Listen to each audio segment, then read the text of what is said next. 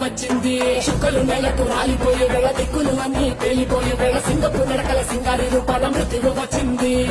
మనే తన కళ్ళు చూసి సూర్యుడే చిన్నబోగ చలరేటే వేగం చూసి సెలయే అదిరిపోగ చుక్కలే కోసి కోసి మెత్తటేళ్లు పారిస్తుంది లోకాలని భయంతో పలికిపోగా